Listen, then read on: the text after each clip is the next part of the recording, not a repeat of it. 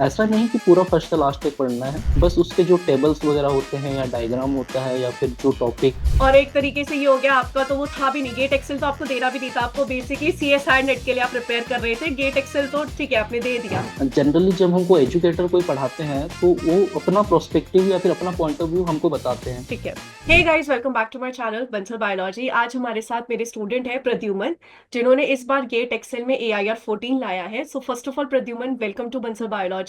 Thank you ma'am. सो Pradyuman, AIR 14 बहुत अच्छी रैंक होती है, कैसा लग रहा है? घर वालों का क्या रिएक्शन था और क्या एक्सपेक्टेशन थी तुम्हारी कि AIR 14 एक्सपेक्ट किया था? मतलब बहुत ज़्यादा ही अच्छा रिएक्शन है, उनको भी बहुत अच्छा लग रहा है। और मैं ये बोलना चाहूँगा कि जो भी मतलब जो भी रैंक आया है फिर जो भी अचीवमेंट आया है उसमें मतलब बंसल बायोलॉजी का जितना कंट्रीब्यूशन है उतना घर वालों का भी उतना ही कंट्रीब्यूशन है, जैसे कि मम्मी पापा भैया बड़े पापा बड़ी मम्मी दोस्तों का भी सबका कंट्रीब्यूशन रहा है। और एट द एंड में जो भी हम अचीव करते हैं तो सबका कंट्रीब्यूशन रहता है, टीचर्स का भी होता है और फैमिली का होता है, तो सबको मैं सबको थैंक यू बोलना चाहता हूँ। डेफिनेटली, कभी भी आप बिना घर वालों बिना फ्रेंड्स के सपोर्ट के नहीं कर पाते क्लियर, बहुत मुश्किल होता है। बहुत सारे लोगों के घर में होता है, परेशान करते हैं, पर जब तक घर वाले साथ में है ना तो सब सही चलता है। सो प्रद्युमन, मुझे आपसे पूछने वाली हूँ मैं कि आप बेसिकली बंसल बायोलॉजी के साथ CSI नेट के कोर्सेज में जुड़े थे, ठीक है? आपके पास सेल्यूलर बैच था CSI यस नेट मैम। वाला। तो CSI और नेट यस के कोर्स से पढ़कर गेट एक्सेल निकालना कितना आसान रहा आपके लिए? मैम, एक्चुअल में सी एस आर का सिलेबस ही बहुत ज़्यादा वास्ट है, तो उसमें जनरली जो गेट का जूलॉजी, मैं जूलॉजी और बायोकेमिस्ट्री को टारगेट किया था। ठीक तो जूलॉजी वाला पोर्शन और बायोकेमिस्ट्री वाला पोर्शन इजीली हो गया था, जितना सी एस आर में रहता है उससे तो इजीली हो गया था। है। और रहा केमिस्ट्री वाला पार्ट, तो केमिस्ट्री मतलब जनरली मेरा अच्छा ही रहता है, मतलब मेरे से बन जाता था केमिस्ट्री, तो मैं उसको टू बी ऑनेस्ट मैं सही बात बताऊं तो मैंने बस एग्जाम से 2 दिन पहले ही केमिस्ट्री देखा था। अच्छा। लेकिन उससे पहले मैंने केमिस्ट्री पढ़ा है, ऐसा नहीं हाँ। 2 दिन में तो हो नहीं सकता कभी डेफिनेट। भी। उससे पहले भी मैंने पढ़ा है केमिस्ट्री, टीफर के लिए पढ़ा था, पिछले साल भी गेट के लिए पढ़ा था। अच्छा। तो मैंने हाँ तो वही वैसे ही करके थोड़ा बहुत केमिस्ट्री के लिए ज़्यादा मैंने मशक्कत नहीं किया था, और ना ही मेरा टारगेट गेट था, इस बार C S I R target था। डेफिनेट। अब हो गया कुछ और भगवान की दया से बन गया, मतलब क्वेश्चन भी अच्छा आया और बन गया। And what about general aptitude, क्योंकि जनरल एप्टीट्यूड भी रहता है गेट एक्सेल में, तो उसका कैसा रहा आपका? मन जनरल एप्टीट्यूड वो ऐसा है कि मतलब मेरे से बन जाता है, मतलब अच्छा। नेट हो गेट हो टीफर हो जहाँ भी मतलब जितना भी एग्जाम दिलाया हूँ मैं 70% के आसपास जनरली सॉल्व कर लेता हूँ, तो उसमें अच्छा। ज़्यादा दिक्कत जाता नहीं, मैं स्ट्रेटेजी कभी बनाया नहीं हूँ उसके लिए। सो केमिस्ट्री और जनरल एप्टीट्यूड तुमसे वैसे ही बन जाता है, कह सकते हैं गॉड गिफ्टेड है, या तुम्हारी जो पहले की पढ़ाई थी जो 12th तक हम पढ़ते हैं वो बेसिक आपको हेल्प करता है, BSc का, MSc यस का? मैम। हाँ मैम, मतलब ये 100% सही बोले आप, क्योंकि एक्चुअल में मुझे एक छोटा सा बात ये है कि मुझे एक्चुअल में मुझे बीएससी केमिस्ट्री में ही करना था, अच्छा। लेकिन वो गलती से मैं जूलॉजी में कर लिया। तो मैं बीएससी में भी केमिस्ट्री बहुत पढ़ रहा हूँ, तो हम्म। अ, उसका मतलब फायदा हुआ कि मतलब बन जाता है, लेकिन उसका मतलब ये नहीं है कि बहुत ज्यादा एक्सपर्ट हूँ।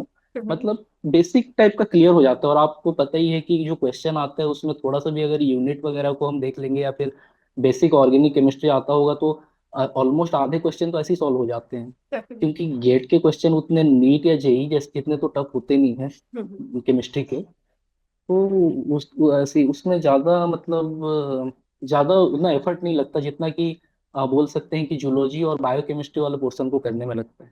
Definitely, definitely.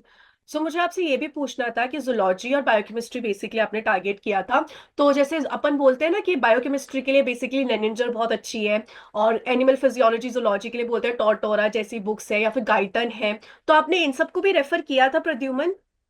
Yes ma'am, actual में सीएसआर के लिए मैंने आपका कोर्स ज्वाइन किया था, तो उसमें नोट्स रहता है तो नोट्स को पढ़ता था। जो भी आपका नोट्स रहता है उस सबको मैंने पूरा पढ़ा है।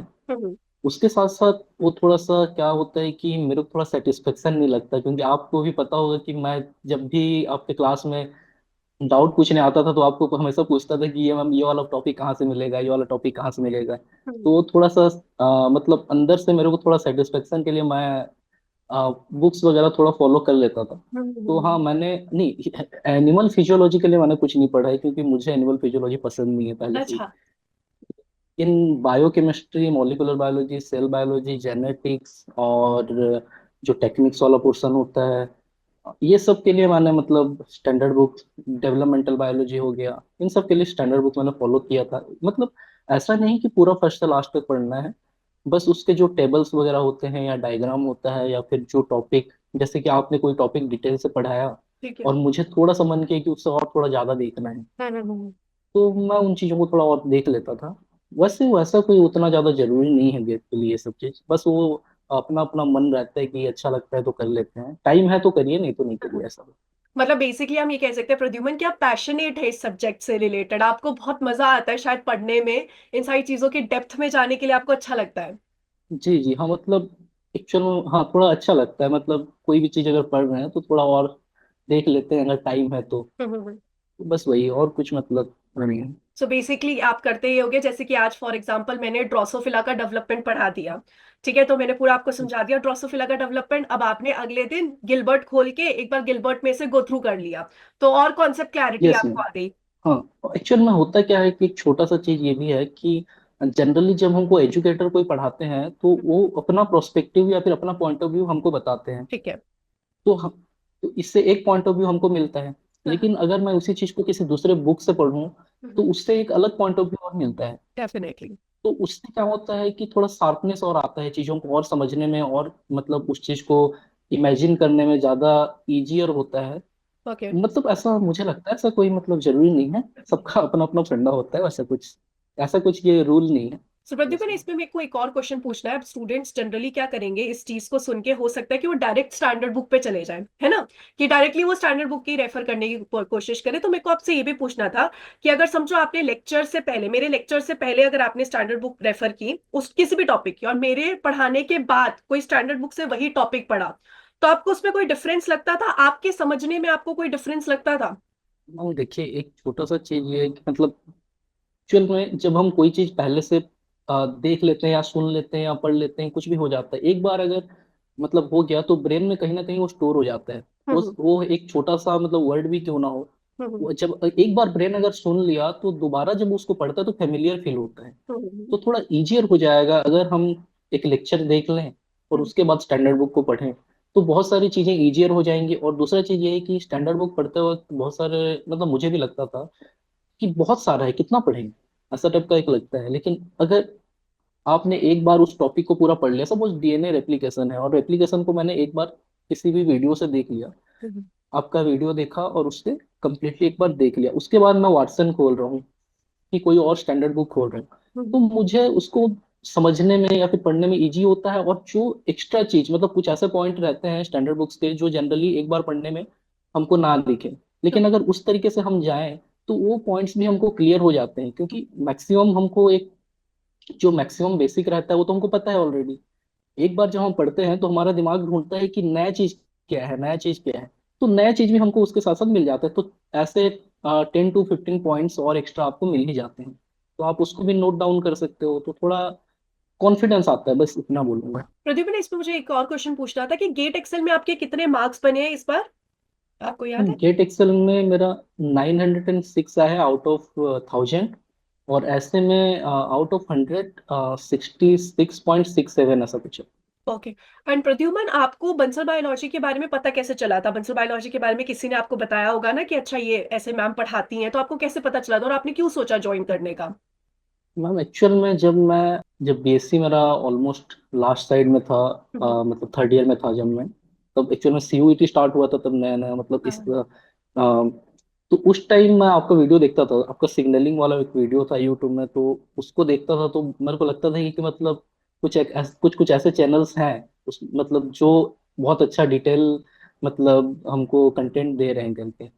और और सही बात बताऊं तो सेल सिग्नलिंग मेरे को सच में बहुत टफ लगता था, लेकिन आपका वीडियो देखने के बाद मेरे को लगा कि सेल सिग्नलिंग बहुत इजी है। और उस टाइम मेरा सीयूईटी में भी बहुत अच्छा रैंक आया था और मेरा बहुत अच्छा सिलेक्शन भी हो गया था। वो अलग बात है मैं नहीं गया, लेकिन मेरा जेएनयू और एचसीयू वगैरह में सिलेक्शन हो गया था।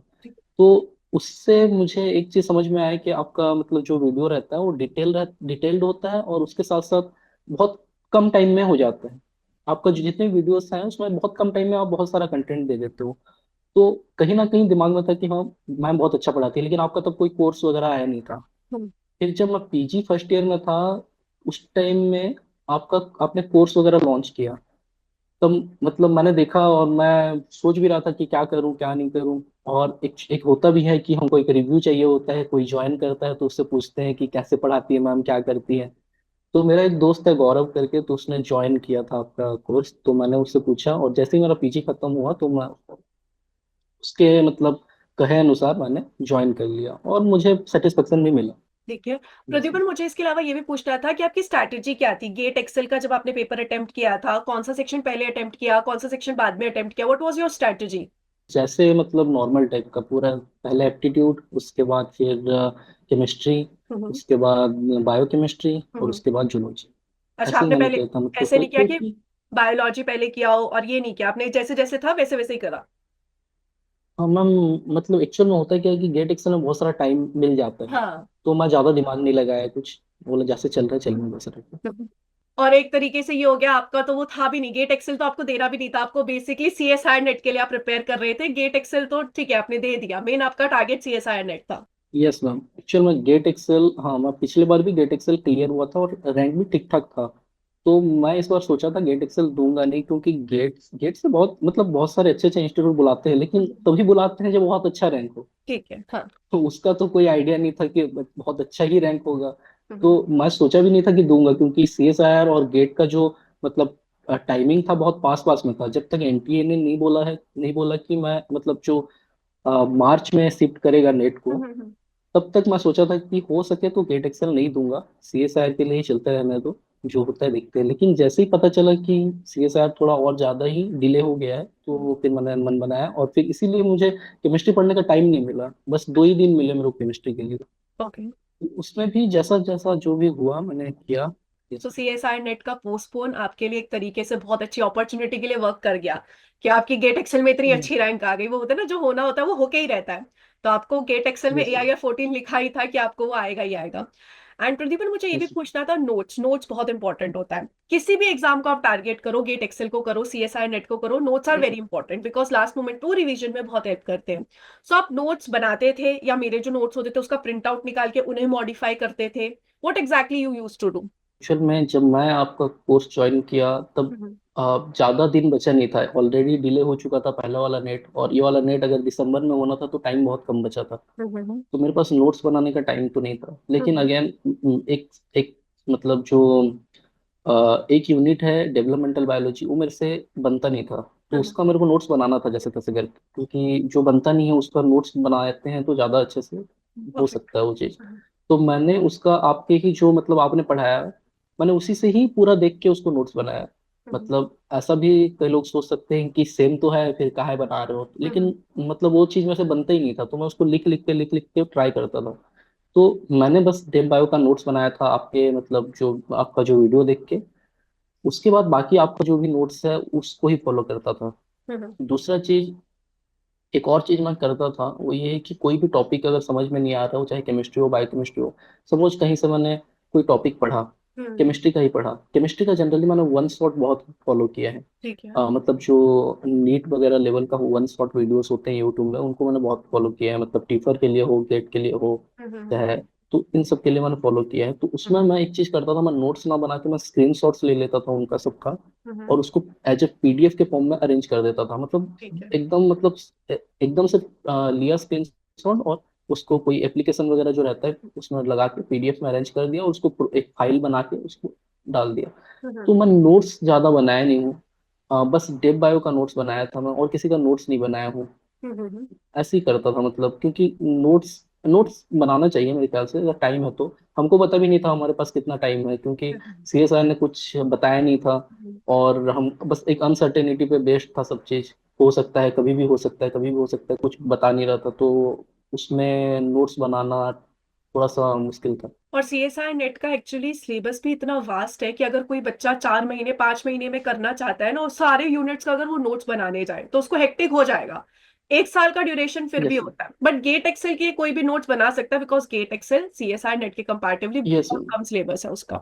हाँ, गेट एक्सेल के लिए बना सकते हैं, और गेट एक्सेल का वही है ना कि मतलब सीएसआर के लिए उतना ज्यादा जितना पढ़ना रहता है उतना नहीं रहता गेट एक्सेल के लिए पढ़ना, और हर चीज उसका इजी ही होता है। केमिस्ट्री वाला वर्जन भी इजी रहता है, बायोकेमिस्ट्री भी उसका इजी होता है, जूलॉजी भी इजी होता है, तो हर चीज मतलब हर चीज उसका नॉर्मल लेवल का रहता है। आपको बस बस उसमें सबसे बड़ा बेनिफिट तो यही है कि इजी होता है, लेकिन टफ चीज ये है कि बस रैंक लाना रहता है। हाँ। क्योंकि जो भी बड़े बड़े इंस्टीट्यूट हैं वो अच्छा रैंक वाले को ही मतलब सिलेक्ट करते हैं।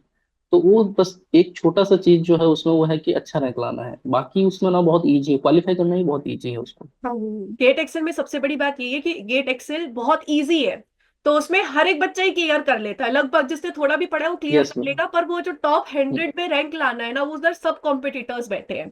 वहीं अगर आप यस मैम। सीएसआई नेट की बात करोगे, सीएसआई नेट ऑलरेडी इतना टफ है कि उसको पहले क्लियर करना मुश्किल है, उसके बाद रैंक लाना भी। यस इसलिए मैम। सीएसआई नेट में अगर आपके पीछे भी रैंक आ जाती है तो उसकी बहुत वैल्यू रहती है, यस मैम। क्योंकि उसको क्लियर करना ही बहुत मुश्किल है। सो प्रद्युमन, अब जो स्टूडेंट्स अगले साल के लिए प्रिपेयर कर रहे होंगे, भले ही वो सीएसआई नेट के लिए कर रहे हैं या गेट के लिए कर रहे हैं, तो आप उनको कोई गाइडेंस देना चाहेंगे? जैसे मतलब गाइडेंस तो वही है कि मतलब पढ़ना तो पड़ेगा उसमें। एक छोटा सा चीज मैं ये बोलूंगा कि मतलब एक दो चीज जो मतलब बहुत सारा डाउट रहता है, मतलब डाउट तो नहीं बोलूंगा, एक मिसकंसेप्शन टाइप का होता है कि पहला चीज तो लोगों को लगता है कि हम कहीं भी कोचिंग सेंटर वगैरह ज्वाइन कर लेंगे तो हम स्पून फीडिंग के थ्रू पढ़ लेंगे। तो ऐसा कोई स्पून फीडिंग जैसा कोई चीज एग्जिस्ट नहीं करता। आपको हर चीज अपने ऊपर लेना पड़ेगा। आप जब तक सीरियस नहीं होगे, आप जब तक मतलब कोई भी टीचर कुछ भी पढ़ाए, आप एक बार पढ़ने के बाद आपको खुद भी पढ़ना पड़ेगा उस चीज को। आपको कम से कम 1 घंटा 2 घंटा 3 घंटा समझ में नहीं आएगा जब तक, तब तक आपको बैठना है उसको समझना है। तो ये करना पड़ेगा। कोई भी टीचर आपको स्पून फीडिंग नहीं करा सकता। कोई भी नोट्स यहाँ सफिशिएंट नहीं होते हैं। मतलब आप किसी भी इंस्टीट्यूट का उठा लो, आप ये नहीं बोल सकते कि मैं इस इंस्टीट्यूट से पढ़ा हूँ तो मैं पूरा का पूरा 200 में 200 क्वेश्चन 200 मतलब जो स्कोर रहता है सीएसआर का 200, या फिर जितने भी क्वेश्चन आते हैं सीएसआर में वो सारे के सारे आपको उसी नोट से मिल जाएंगे। ऐसा पॉसिबल नहीं है। आपको आपको पढ़ना पड़ेगा, मतलब आपको आपके हिसाब से पूरा मेहनत करना पड़ेगा। इंस्टीट्यूट एक आपको सपोर्ट करेगा, इंस्टीट्यूट एक जस्ट एक टाइप का मतलब आपको पुश करेगा, लेकिन आगे आपको बढ़ना है। मतलब स्पून फीडिंग हो ही नहीं सकता यहाँ पर। मतलब जिन लोग भी स्पून फीडिंग टाइप का सोच के ज्वाइन करते हैं और बाद में नहीं होता तो फिर उन लोग बोलते हैं कि अरे मैं तो इंस्टीट्यूट ज्वाइन किया था मेरा नहीं हुआ। तो वैसा अगर अप्रोच है तो उससे अच्छा ही है कि आप ज्वाइन ही मत करो। अगर आपको स्पून फीडिंग चाहिए तो आप बिल्कुल मतलब भूल जाओ हर चीज। पहला चीज ये मुझे लगता है। दूसरा ये लगता है कि आप कंपेयर मत करना किसी से भी। मतलब जब भी आप कोई भी फील्ड में है तो एक्चुअल में आप देखिए, आपके हाथ में बस मेहनत करना है। रिजल्ट क्या आएगा ये तो किसी को भी नहीं पता रहता, कोई कितना भी बड़ा इंटेलिजेंट क्यों ना हो, उसे पता नहीं है कि क्या होगा। क्योंकि हमारा रिजल्ट केवल हमारे मेहनत के ऊपर डिपेंड नहीं करता। उसके साथ साथ एग्जाम में क्या चल रहा है उस टाइम, आपका माइंड मतलब उसके उस टाइम आपका मेंटल हेल्थ कैसा है, आपके सराउंडिंग में लोग कैसे हैं, हर चीज के ऊपर डिपेंड करता है। तो रिजल्ट के लिए उतना टेंशन ना लेके आप बस अपना काम करिए। और कोई बंदा अगर आपसे ज्यादा पढ़ रहा है या फिर ज्यादा, सपोज मैं एक छोटा चीज बोलूंगा, जैसे कि लीडर बोर्ड का एक कंसेप्ट चलता है हमारे मतलब यहाँ मतलब बंसल बायोलॉजी में। तो उसमें क्या होता है, बहुत सारे लोगों का अगर लीडर बोर्ड में नाम नहीं आता तो वो डीमोटिवेट हो जाते हैं। तो वैसा बिल्कुल नहीं होना है। डीमोटिवेशन उससे उससे कोई फर्क ही नहीं पड़ेगा। लीडर बोर्ड में अगर कम नंबर आया ना उससे भी फर्क नहीं पड़ेगा। फर्क बस इस बात से पड़ेगा कि आप मेहनत कर रहे हैं कि नहीं कर रहे हैं। और बिल्कुल नहीं पड़ता। ऐसा भी हो सकता है कि एक बंदा बहुत मेहनत कर रहा है लेकिन उसका निकल नहीं रहा है। तो एक लक फैक्टर भी होता है। तो हमारे हाथ में बस एक ही चीज है, वो है मेहनत करना। बाकी क्या होगा क्या नहीं होगा ये हमारे हाथ में है ही नहीं। तो उसको लेके सोचना और उसके ऊपर मतलब दिमाग दिमाग का दही करना बिल्कुल बिल्कुल मतलब कोई सेंस नहीं बनाता। तो आप बस मेहनत करिए और सही डायरेक्शन में मेहनत करिए। जो भी आपने जिनको भी एज ए गाइड चूज किया है या फिर एज ए टीचर चूज किया है उनसे गाइडेंस लीजिए। वो आपको डायरेक्शन देंगे कि किस डायरेक्शन में आपको बढ़ना चाहिए। आ, बस वही उसी के हिसाब से फिर मेहनत करिए। और गाइडेंस पे ट्रस्ट करिए और अपने सोर्सेज पे भी ट्रस्ट जी। करिए। स्टूडेंट्स ट्रस्ट नहीं करते। एक तो आजकल वो टेलीग्राम ऐसा चीज बना दिया है, बहुत सारे स्टूडेंट्स यस। बोलते हैं कि मैम हमारे पास नोट्स अवेलेबल है सारे, पर हमारा निकल नहीं रहा एग्जाम। बहुत सारे स्टूडेंट के लिए वहां पर आपको आराम से चीजें मिल जाती है। कोई एक यस सोर्स मैम। रहिए, सबसे पहले एक सोर्स को मानिए, फिर उसके बाद आपको जो एड ऑन करने हैं वो आप करते रहिए। Yes ma'am. इधर उधर भागने से आपको कुछ नहीं मिलेगा। सो प्रद्युमन, बहुत अच्छा लगा आपसे बात करके। उम्मीद है कि आपका सीएसआर नेट का यस मैम। रिजल्ट भी बहुत अच्छा रहेगा। एक लास्ट क्वेश्चन मैं आपसे पूछना चाहूंगी, व्हाट इज योर प्लान? अब आपका प्लान क्या है AIR 14 के बाद? आप क्या सोच रहे हैं? प्लान तो मेरा एक्चुअल में मुझे मतलब अब पीएचडी करने के बारे में उतनी ज्यादा मैं कुछ मतलब सोचा नहीं था। हम्म। लेकिन अब मैं ट्राई करूंगा, अपना बेस्ट दूंगा कि जहाँ जहाँ भी मतलब मुझे कॉल लेटर आएगा इंटरव्यू का, उन सब में अच्छा परफॉर्म करने की कोशिश करूंगा, और ट्राई करूंगा कि कुछ अच्छा इंस्टीट्यूट ही हो। अच्छा। अ, अच्छे इंस्टीट्यूट में सिलेक्शन हो पीएचडी के लिए, या फिर उसके बाद असिस्टेंट प्रोफेसर वगैरह के लिए मैं ट्राई करूंगा। लेट्स होप क्या होता है, फ्यूचर किसी को नहीं पता। हाँ, स्टूडेंट्स जो भी आपके स्टूडेंट फ्यूचर में रहेंगे, अगर आप असिस्टेंट प्रोफेसर बनते हैं तो डेफिनेटली उनको आपसे बहुत कुछ सीखने को मिलेगा। और आई विश कि आपका बहुत अच्छे इंस्टीट्यूट में हो जाए, इंडिया के टॉप इंस्टीट्यूट में। So thank you so much thank you. Pradyuman for joining with me, wish you all the very best. Thank you. Thank you.